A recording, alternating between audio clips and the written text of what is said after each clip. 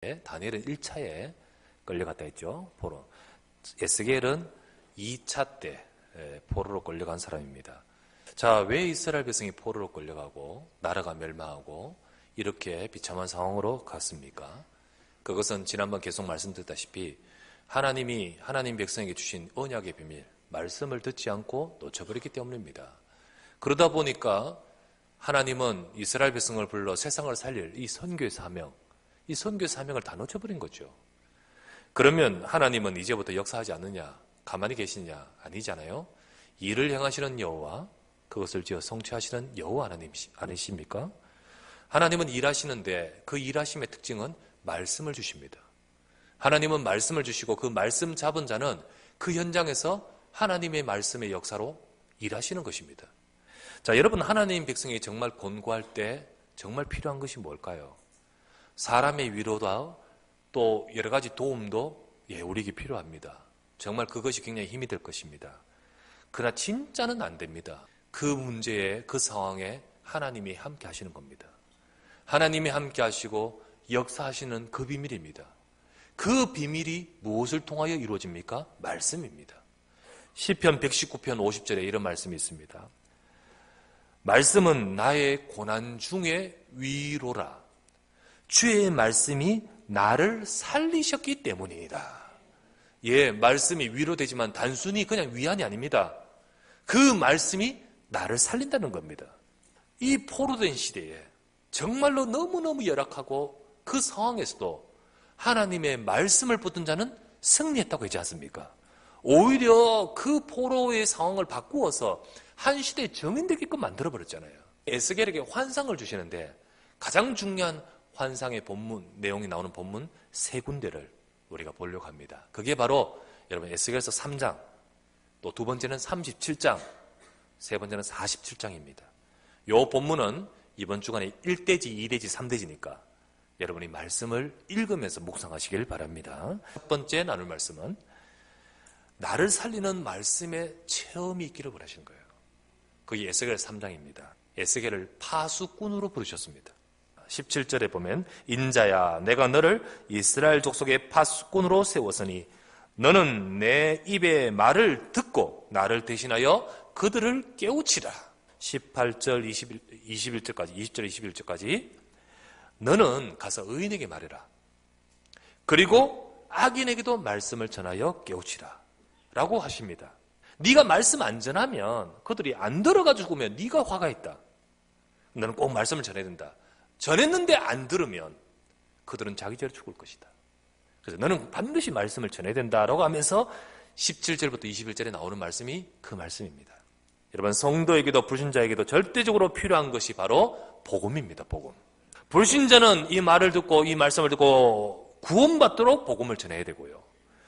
성도는 이 복음을 놓치지 않도록 복음을 계속 전해야 되는 거예요. 내가 복음을 부끄러워하지 아니하노니 이 복음은 모든 믿는 자에게 구원을 주시는 하나님이 능력이 됨이라. 먼저는 유대인에게요, 그리고 헬라인에게로다. 하나님은 우리를 의인과 악인을 살리는 영적 파수꾼으로 부르셨습니다. 이 사명을 감당하기 이전에 중요한 것이 뭐냐? 이 복음의 말씀을 네가 먼저 받아 먹어야 되는 거예요.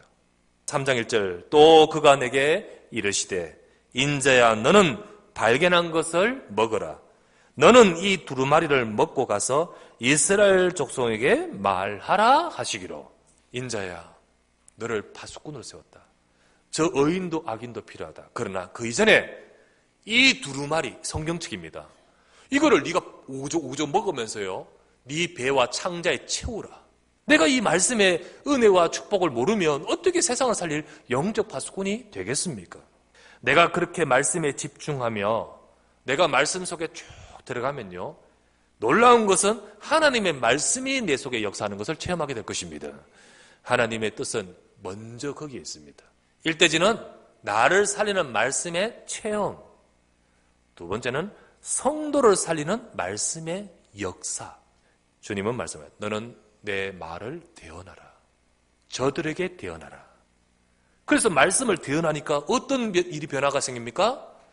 뼈다귀들이요 흩어져 있는 그 뼈들이 하나씩 연결이 됩니다. 그 연결된 뼈다리요, 그 위에 막 힘줄이 생기고 조직이 막 생기기 시작합니다. 나중에는 살이 싹 올라옵니다. 그러나 그 속에 살아있는 생기가 없습니다. 그런데 말씀을 대언하고 하니까 생기가 그 속에 들어오니까 살아나 버립니다. 살아나면서 뭐라 했습니까? 큰 군대가 되었더라.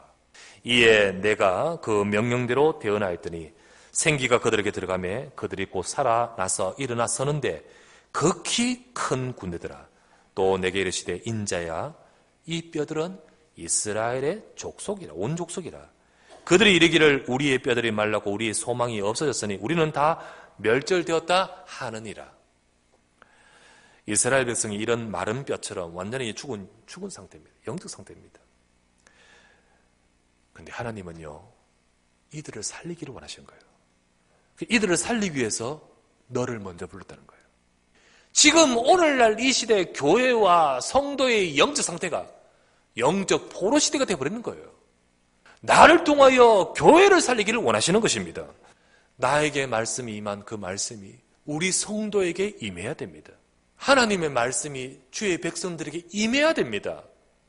임하지 않으면 그 뼈다귀는, 그 상태는 변함없이 그 영적 상태는 아무리 발버둥 쳐도 안 될 것입니다. 그래서 우리 교회 성도들이 집중을 통하여 말씀 듣는 영적 상태가 되어지고 우리가 하나님의 말씀을 들음으로 내가 살고 우리 교회가 살 때 하나님이 하시는 일을 이루는 큰 군대가 되어질 줄 믿습니다. 나를 살리는 말씀의 체험.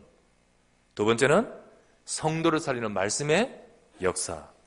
세 번째는 세상을 살리는 말씀의 흐름입니다. 흐름. 하나님은 우리 성도와 이 교회를 통하여 말씀이 흘러가서 세상을 살리기를 원하시는 거예요. 성도와 교회와 성도가 말씀을 받고 살아나면 성도들이 가는 현장, 그 삶, 그곳으로 말씀이 흘러가는 거 아니겠습니까? 그곳으로 말씀이 흘러서 살리는 역사를 이루는 거 아니겠습니까? 여러분, 이것을 일컬어서 전도운동이라는 겁니다. 이 응답이 언제 이루어진지 아십니까?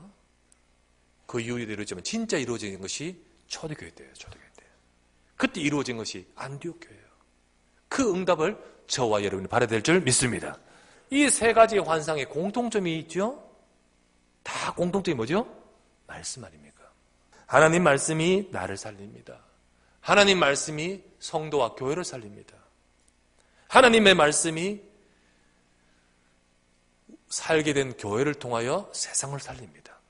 그러기 위해서 진짜 말씀에 집중하시고 하나님이 하시는 일을 발견할 수 있는, 또 체험할 수 있는, 그래서 역사가 되어지고 그래서 정말 흐름이 되어지는 그런 응답 속에 내가 있기를 바랍니다.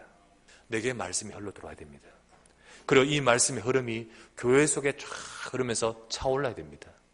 그럴 때 이게 넘쳐서 현장으로 흘러들어가 버립니다. 그 말씀의 능력은 나를 살리고 교회를 살리고 현장을 살립니다. 그 일을 이루도록 하나님은 지금도 에스겔을 부르시듯 저와 여러분을 불러서 말씀 주시는 줄 믿습니다. 이 영광의 축복을 누리는 우리 모든 사랑하는 주의 백성 되시기를 우리 주 예수 이름으로 축원합니다.